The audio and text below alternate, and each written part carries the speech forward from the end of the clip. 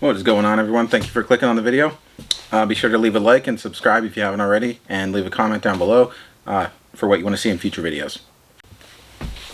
So in today's video, we're going to be talking about 4 different exercises that I like to add into my pull workouts, which involve your back and your biceps. So anytime you have your arm straight and you pull it back toward you like that, or pull it down toward you like that, you can see how my elbow is bent. That works your back and your biceps. Okay? So in today's video, we're going to be talking about the horizontal row, the high row, face pulls, and lat pull down. So stick around, and if you like the video, make sure you leave a like on it and comment on what you want to see in future videos. But without further ado, let's get started. You can see in the clip here, I start off with my arms straight, holding the resistance band with enough tension on it that there's no slack in the band.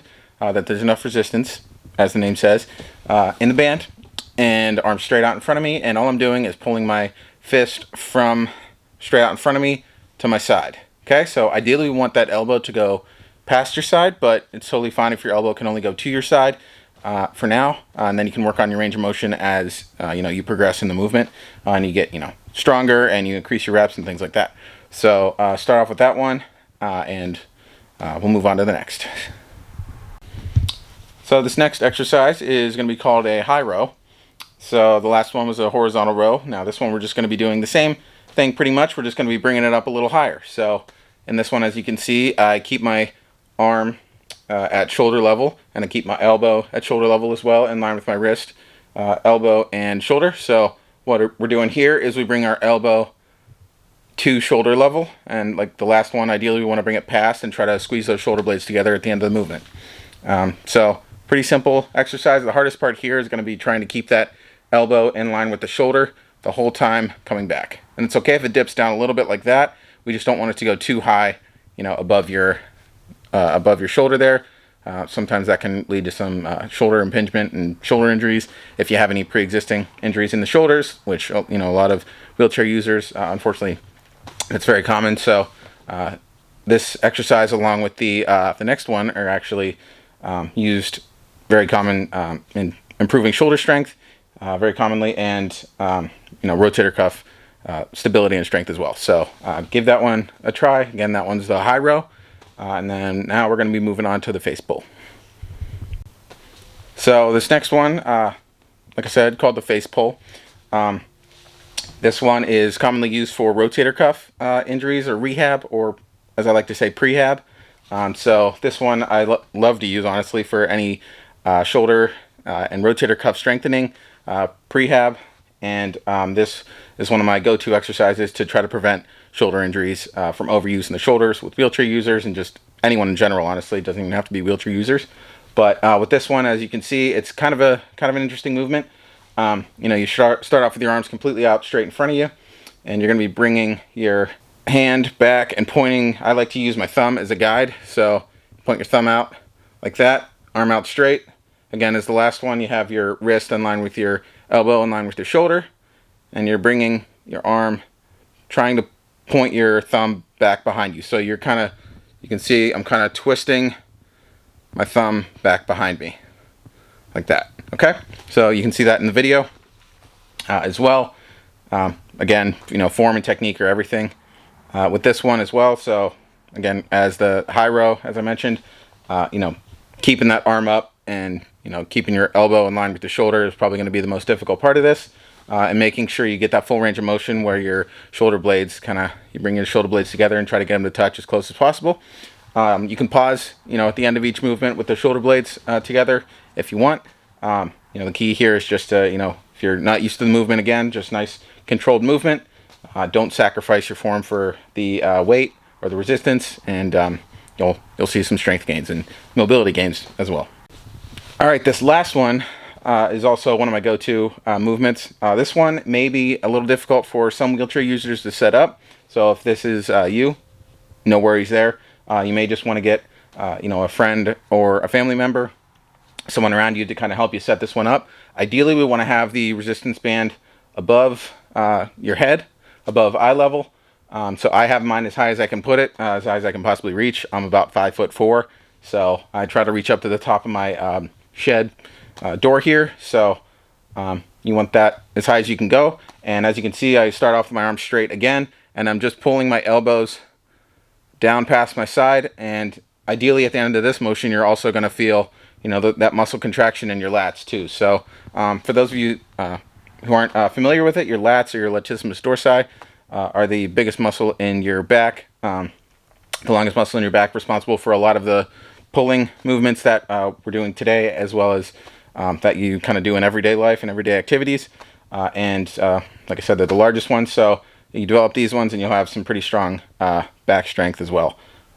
So it's another muscle group that you really want to develop and make sure you prevent injuries and you increase strength. And again, can't stress it enough, form, technique, whatever you want to call it.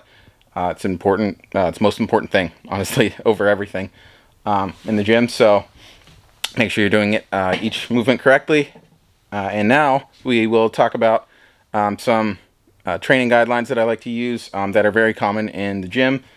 So sets, reps, like we've talked about in the past, sets, reps, rest times, and I can also bring up why these are important for individuals with spina bifida.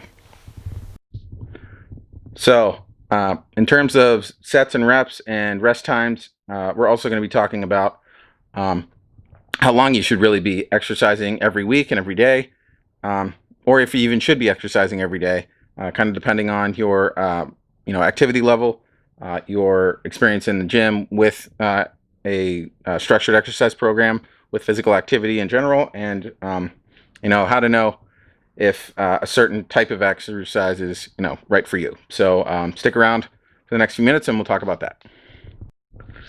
So since I do have spina bifida, I'm going to be talking about the spina bifida guidelines that recently came out about a year ago, actually, in 2019. So they state that for moderate intensity exercise, so any exercise that you're trying to get a sweat going, you're trying to build some muscle, increase your cardio, anything like that, but you're not really pushing yourself bring it as hard as you can go. If it's just kind of moderate, kind of in between, just kind of going through the motions and pushing as hard as you can go, you want to get about 150 minutes per week. So how I usually split that up is I either go 5 days a week for about 30 minutes per day, or you can go 3 days a week for about 50 minutes per day. Now, if I'm going 3 days a week, which is more commonly what I do, I usually go for 45 to an hour, sometimes an hour and a half, depending on what I'm doing. If I'm just doing resistance bands, I usually go for 45 minutes to an hour. If I'm doing resistance bands plus some weights, you can kind of see my bench press machine behind me, my cardio machine, and then kind of working on getting some weights there, free weights there. But I usually like to do an hour and a half, just kind of personal preference, and it kind of fits in with the whole 150 minutes per week. Now, studies have shown, and research kind of shows that for any individual, but today obviously we're just talking about spina bifida, it is beneficial to kind of push past that if you can, but that's kind of a nice benchmark to start with. Now, for any individual who's looking to kind of increase strength, cardio, muscular endurance, anything like that, past just baseline level, and really get that vigorous activity, it's recommended that you do about 75 minutes per week of vigorous activity. So you can easily break that into 3 days per week of 25 minutes. So you can do a few supersets of an exercise, which is just a couple exercises back to back with a short rest for about 25 minutes per day for 3 days a week. Or you can split it up however you want. 5 days a week. 6 days a week. I wouldn't recommend doing 7 days a week. 6 would probably be the max. And, for me, that's kind of pushing it. I usually like to have my weekends off, or a lot of times I have hockey practice on the weekends. So I usually save my weekends for my cardio or sport specific training.